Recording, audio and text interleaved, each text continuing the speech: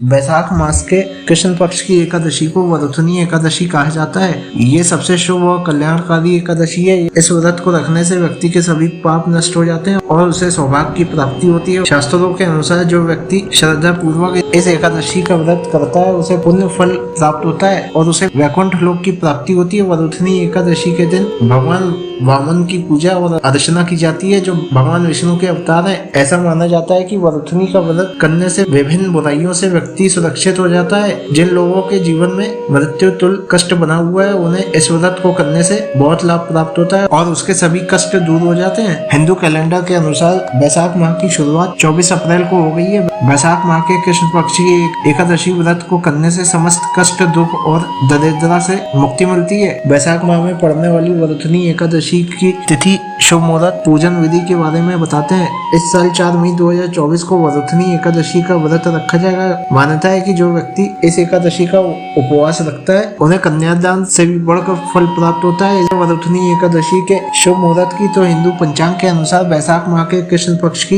एकादशी तिथि 3 मई 2024 को रात्रि 11:24 पर शुरू होगी और अगले दिन 4 मई 2024 को रात 8:38 पर इसका समापन हो जाएगा। वरुथनी एकादशी के व्रत पारण का समय कुछ इस प्रकार है। बता दें कि वरुथनी एकादशी व्रत का पारण 5 मई 2024 को प्रातः 5:37 से 8:17 तक किया जाएगा। वहीं इस दिन द्वादशी तिथि शाम 5:41 पर समाप्त हो जाएगी। वरुथनी एकादशी पूजा विधि। वरुथनी एकादशी के दिन साधक सुबह उठकर स्नान ध्यान करे और गंगा जल से पूजा स्थल को साफ करे। इसके बाद साफ वस्त्र धारण करके मंदिर में दीपक जलाए और व्रत का संकल्प ले। इसके बाद भगवान विष्णु की प्रतिमा को गंगा जल से स्नान कराए और गंध, पुष्प, धूप, दीप आदि से उनकी उपासना करे। आखिरी में आरती के साथ पूजा को विराम करे। रात्रि के समय जागरण करे और दान दे।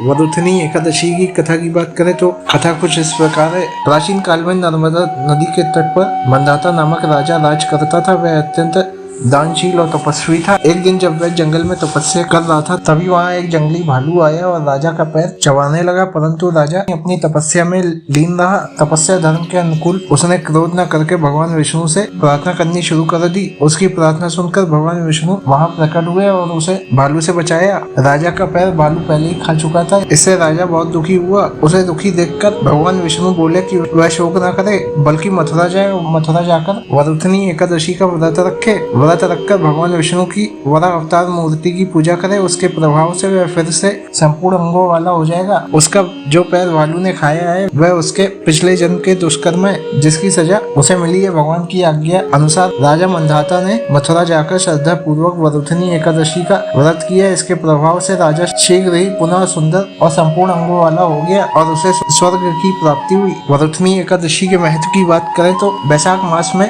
भगवान विष्णु की पूजा का विशेष महत्व बताया गया। एकादशी का व्रत रखने से बुरे भाग्य को भी बदला जा सकता है। इस व्रत को रखने वाले व्यक्ति अपने जीवन में समृद्धि, प्रसन्नता और सौभाग्य प्राप्त करते हैं। इस दिन भगवान विष्णु की पूजा आराधना करते हैं। पूजा संपन्न होने के बाद अपने यथाशक्ति के अनुसार व्रत रखने वाला व्यक्ति दान पुण्य करता है। इस पावन दिन पर व्रत करने से मोक्ष की प्राप्ति होती है। वरुथनी एकादशी को दुख और कष्ट की मुक्ति के लिए विशेष रूप से प्रभावी माना गया है। इस दिन जो भी भक्त सच्चे मन से उपवास, दान, तर्पण और विधि विधान से पूजा करते हैं उन्हें मोक्ष की प्राप्ति होती है। उनके सभी पापों का अंत होता है। जितना पुण्य कन्यादान, हजारों वर्षों की तपस्या और स्वर्ण दान में मिलता है उससे अधिक फल वरुथनी एकादशी का उपवास करने से मिलता है। साथ ही घर में सुख, शांति और समृद्धि का वास होता है। ऐसा कहा जाता है कि जिन लोगों को यमराज से डर लगता है उन्हें वरुथनी एकादशी का व्रत जरूर करना चाहिए। इस व्रत को करने से उनके सारे डर दूर भाग जाते हैं। इस दिन व्रती भूखे रहकर भगवान विष्णु की आराधना करते हैं। इस व्रत को करने से